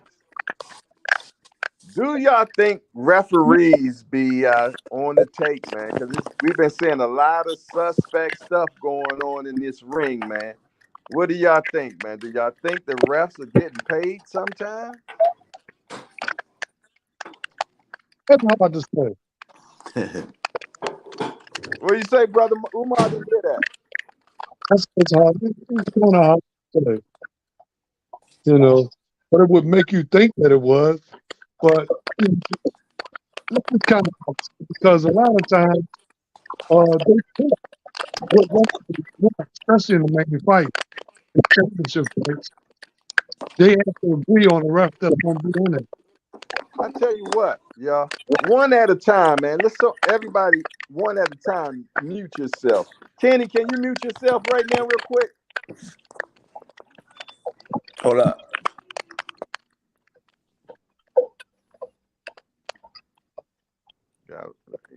It got a little quiet that time.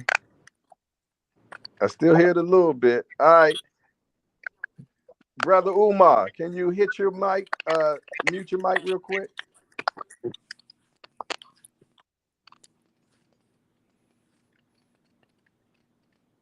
Whoa. Okay, it's still there.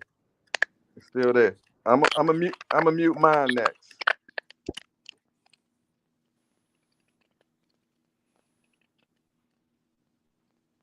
That's your mic. It's almost like it's fucking with us, man. Yeah, that might be you, Jay.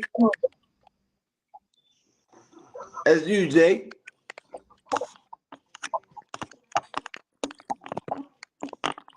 Oh, you muted now, yeah, so it ain't you. Somebody popping popcorn, man.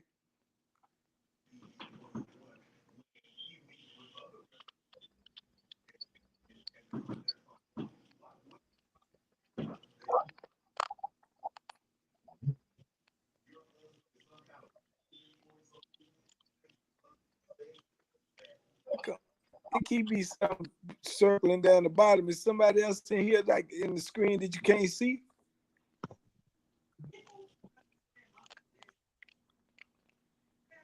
How many people on here? 7? 7 people.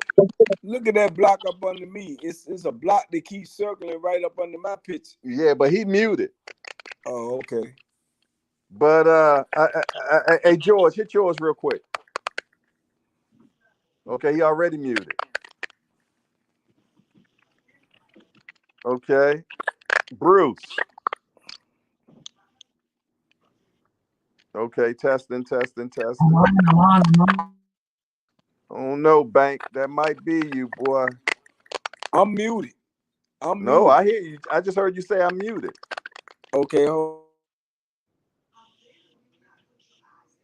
It's you, Bank. It's you, Banky. It's you, bro. It's you. It's you. Yeah, there we go. We found the corporate right there, man. It was Banky, man. There we go.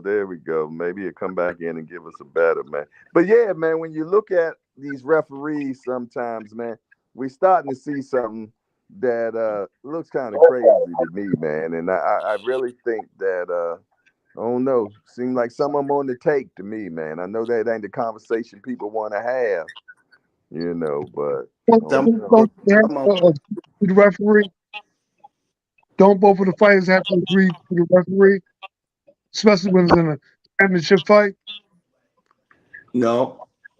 Sometimes the referee could work for an individual company, and whoever the main event fighter picked for the ref, that's who it's going to be. Right. And I don't think that the promoter should be able to pick the ref, man. I don't think that's cool. What do y'all think about that? I think that we can't prove that referees been paid off, but we're dealing with more money now than we ever have in the game of boxing. We've seen some unbelievably fucked up stoppages, especially with the referee Tony Weeks. You never know when somebody getting paid behind the scenes. Exactly.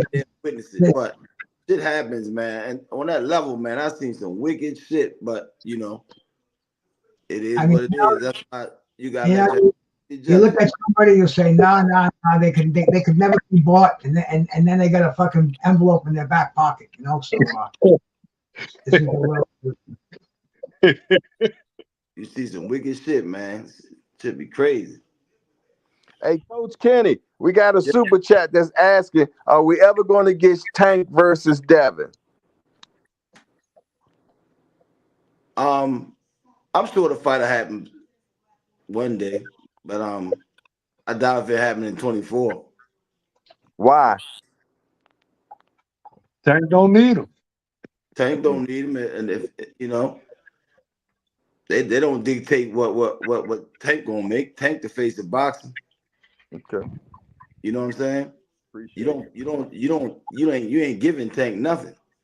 Yeah, Tank don't need him at all, man. Look, the last offer was $20 million. Fuck, Ryan made more than that fighting Tank. So you know what Tank made? You want him to take a pay cut? Shit.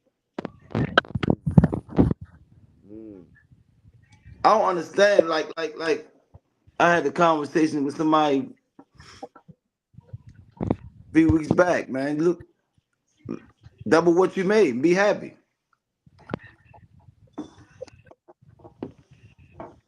George, I know you got an opinion on that. All I have to say is everybody take us for a ride around the Rhetorical Ranch. We're not seeing the fights we need to see. The money's there. People saying we don't need this or we don't need that. Okay, well, 10 years from now or 20 years from now, we're going to be saying we didn't see it. So I tell people, lead your life the way you see fit, right? But these are the fights you want to see, and people have all these excuses why we can't make the fight. But if they wanted that, if the fighters wanted that fight to happen, it would happen. Ray Leonard wanted to fight Tommy Hearns. He was 25 years old, right? The face of boxing. Tommy Hearns wanted to fight Ray Leonard. The fight happened.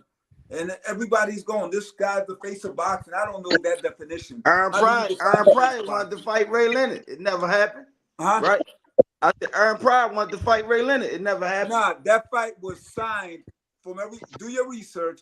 That fight was signed and Ray Leonard got a detached retina, and that's why it never happened. That fight was going to happen. He come back and forth since then. But brother, I don't know what position 3 years later he came back. But if you look at that fight was going to happen, him and Aaron Pryor. That fight was signed with a manager by the name of Buddy De La Rosa. Had no authority to sign a contract, which he signed. And when Aaron Pryor found out about it, he fired De La Rosa. The fight was never made. But it was signed. It was signed twice. It was signed a couple of times. It was signed once. In fact, the fight that replaced that was Aaron Pryor and Alexa Arguello. It was supposed to be Sugar Ray Leonard and Aaron Pryor at the Orange Bowl. But Aaron Pryor disputed the money contract. Like I said, his manager, Buddy De La Rosa, Cincinnati. Anybody knows the Cincinnati mob scene? This is one of the top G's out there, and that's the reason why that fight never happened. Aaron Pryor, like you said, he's another one who suffered from terrible eye damage, and he came back. He came back after retirement. He got knocked out for the first time in his career by Bobby Joe Young. And Aaron Pryor, he was one of the best. Could have been one of the best. Hey, I hear everybody from when we be on here on the internet everywhere saying they gotta see Haney versus Tank. Tank gotta fight him. If Haney is that much of a draw, then why he just don't go fight some other people and get the money he think he gonna get? Exactly. Well, because they're two of the best fighters at the same division, man. Tank to fight a cab driver and people won't show up. So Devin Haney should be able to fight a cab driver and people show up. I just look at it like I like all them guys. I just said that the other day. I think the Ryan and Devin fight. I'd rather watch a Ryan Garcia and Devin Haney fight than watch Tank Davis fight Devin Haney. I think it's more even fight. When people say they want to see Devin and Tank fight, I mean, what makes that fight so appealing? They want to see Tank knock Devin out. Man. I want to see both fights. I want to see him fight Ryan, and I want to see him fight Devin Haney.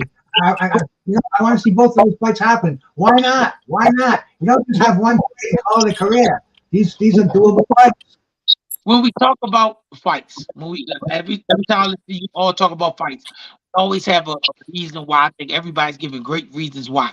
You want to see Devin and Tank? I think it's Devin and Ryan, I think that's a real 50-50 fight. I like that fight. I want to see it. But Tank and Devin ain't no 50-50 fight. Tell me one reason why that becomes a mandatory must fight. Because Bill asked for it. No, it's a great fight based on the contrasting style. Tank is an explosive puncher. Can Devin Haney walk through a minefield for 12 rounds and come out victorious? It's intriguing. What has Devin Haney done to make you even think that it's intriguing? He looked horrible against Gamboa. My brother, the man is a two-division world champion. Listen, it's best if you come out and you say, you can't tell me the fact that I want to see it and a lot of people that are in my circle want to see the fight is based on Tank's accomplishment, very explosive. It is based on Devin's boxing ability.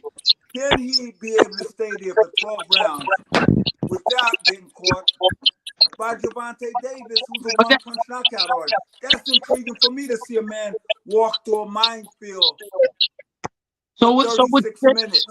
So what you said was what I was asking about. You hit it right on the point.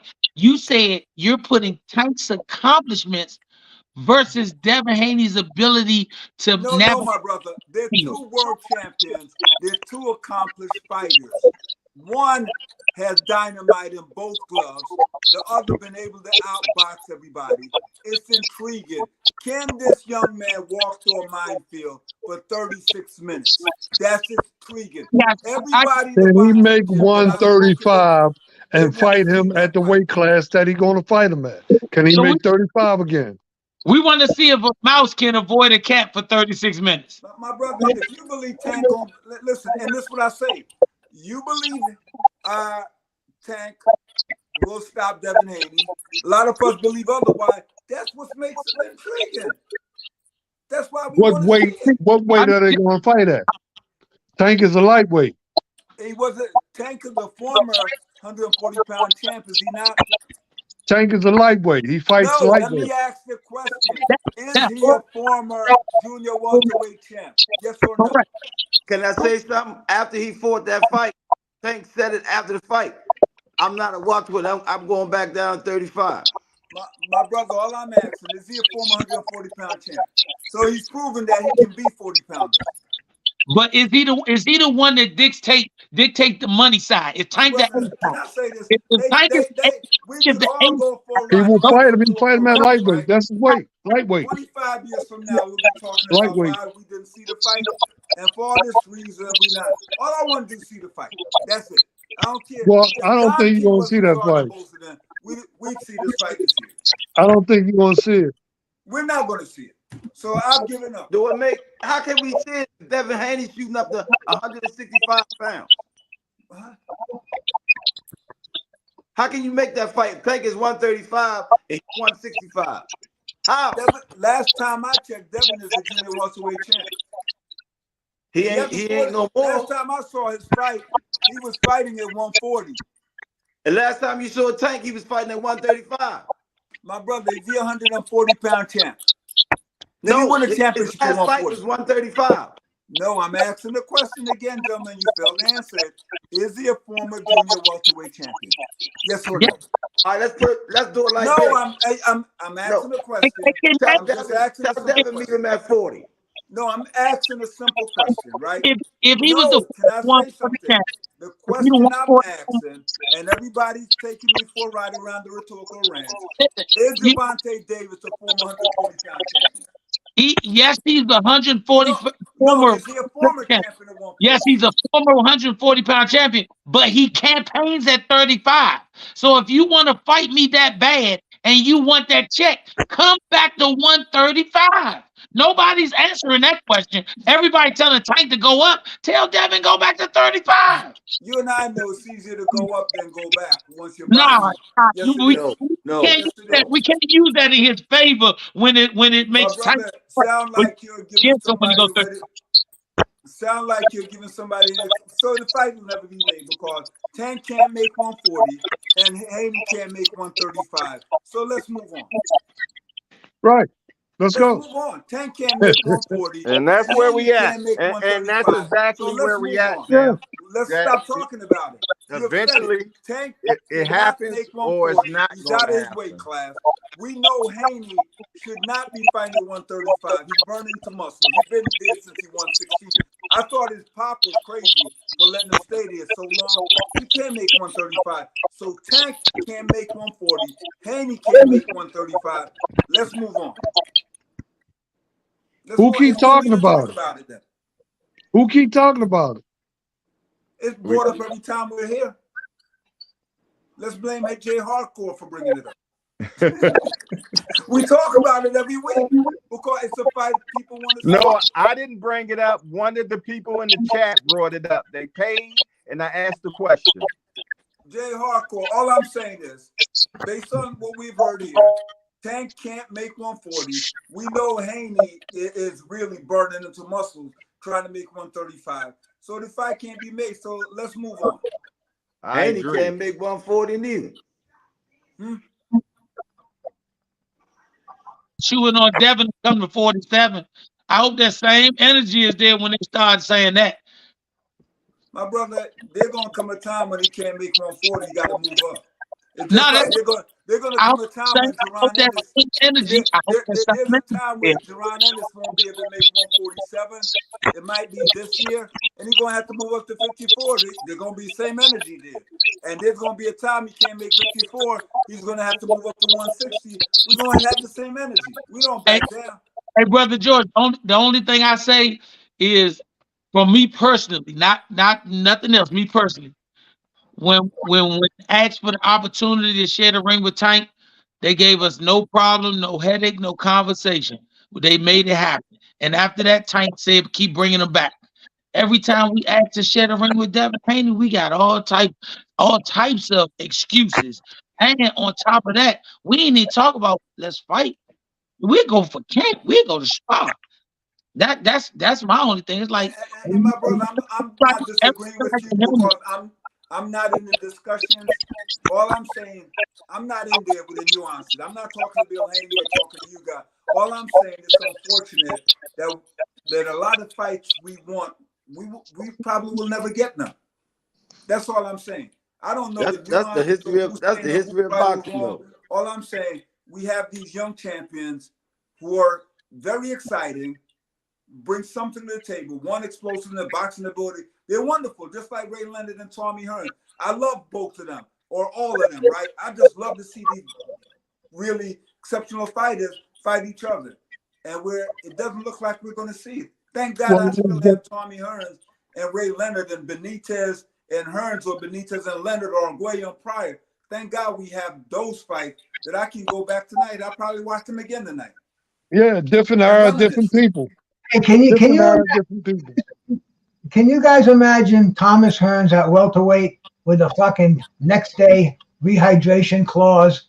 I mean, he would be a fucking killer, bro. Fuck, man. I mean, he had to do same day weigh-ins, man. Imagine if he could. I'm sorry, Floyd. Thomas Hearns would beat the fucking shit out of you, man. I mean, Thomas Hearns with 24 hours of rehydration. You know, boxing today is not like it was back in the day. So we're comparing apples to oranges, gentlemen. Right. I'm praying that we get some of the fights, man. I'm telling you, because we have some really great, exciting fighters out there. Explosive boxing, nuances. We're just praying that we get some of these fights because the money's there and the excitement is there. 5 pounds shouldn't make any difference to a great fighter. To make a great fight, to make millions of dollars, put food on his family's table, as we like to say today.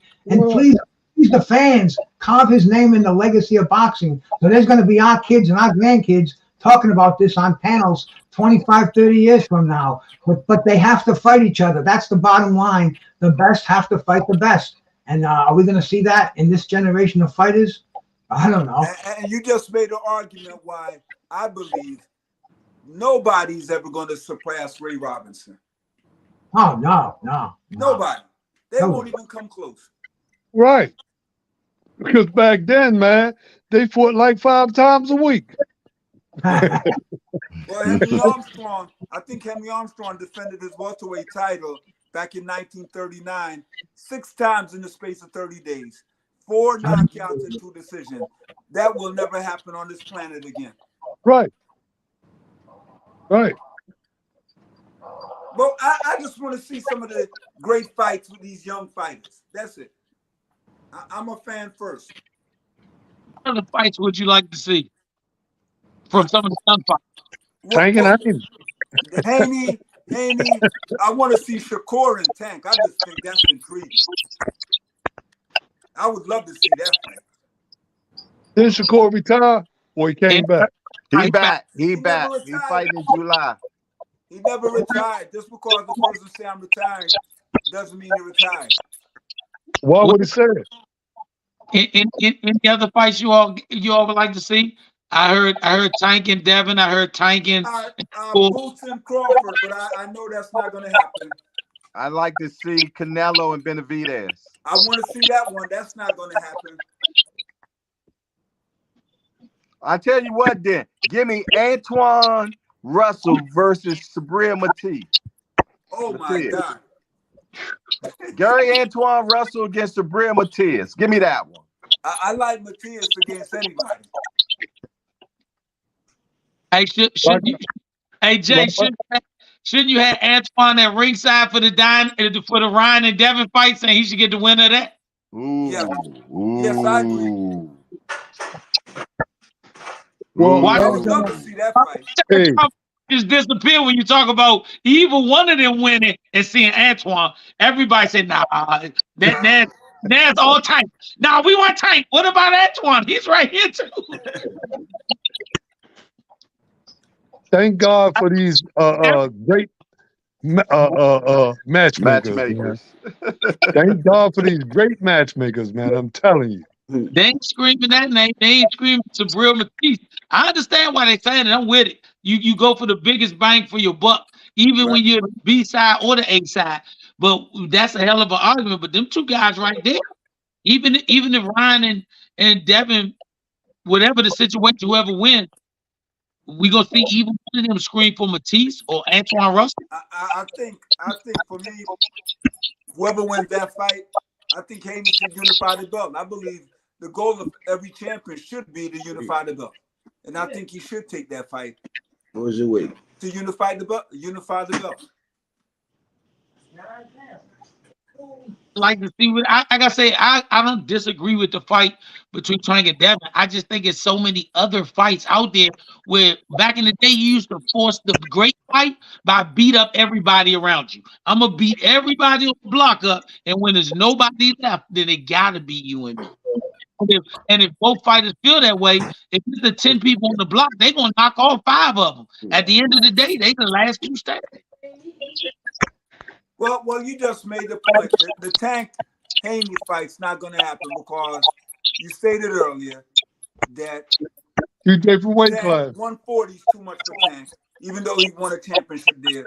He's under 35 pounds. Haney can't make 35 anymore. That's his problem. He can't make the weight.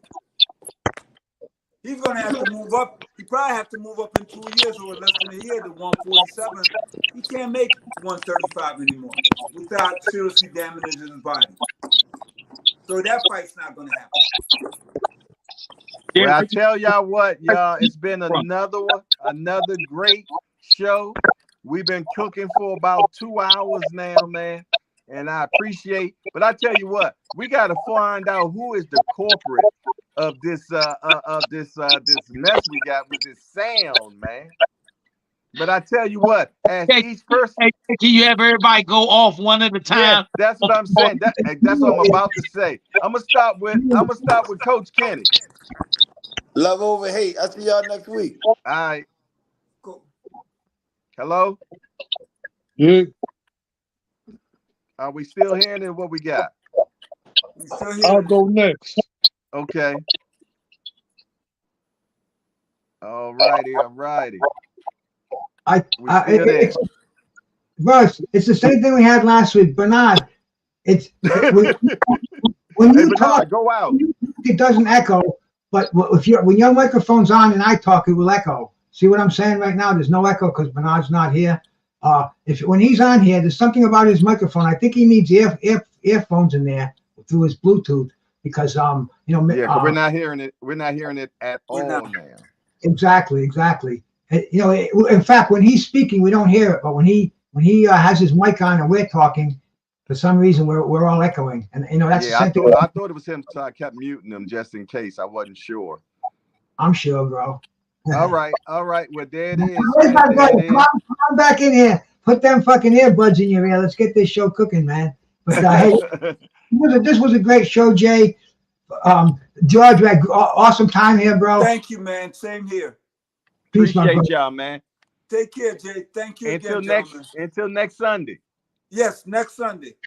All right, I'm gonna talk. I'm gonna talk to Bernard and see if we can get stuff straight with that. Y'all take it easy, brother. Salute. All right, man. I appreciate Lottie Dottie and everybody that showed up for another hardcore party, man. I apologize for the sound, man, and we're gonna get that together. Also, I want to say, man, that we ordered new Wi-Fi as well for my for for myself, man. So we're gonna have better Wi-Fi. So that's going to be a good thing, and I'm looking forward to that, man. Hopefully that be up and running by Wednesday. We bought the best that they had, so hopefully things will be much better. That the bottom line, and I ain't got to keep borrowing from the neighbor's Wi-Fi, as y'all say. Other than that, man, this is your boy Jay Hardcore Boxing News. Hey, if you have not smashed the appreciation button, please smash the appreciation button as you walk out the door, man. Or thumbs down if you didn't like it. That's fine too. It doesn't make a difference. All I'm asking for engagement. If you like the show, thumbs up. You don't like the show, thumbs down. That's fine with me. But do something, man. Especially if you done stayed in here the whole time, Jack. Smash that appreciation button. We really appreciate that. Without a doubt, man. Jay, can I use a clip in the show? Yeah, talk to me. Show me what you got, man. Without a doubt. And this show on Sundays, man, you got to be 50 and over. So if you're 50 and over, you don't even have to ask, man. You can just hit the link. But you got to be 50 and 0. You got to be 50 and 0. And like I said, if you do clip a show and everything, man, please give credit, man. We work too hard for this, for sure, man, without a doubt, man. But I appreciate everybody, man, that then came up in here, man. We're going to be right back at it tomorrow morning, man, for sure, man. If God wills me, I'll be up in this building again. I'm about to go upstairs and eat me some baked stuffed breasts, some spinach, and some rice, man. So that's what's going on, man. For sure, without a doubt, man. Other than that, man, it's your boy Jay Hardcore Boxing News. I'm out of here.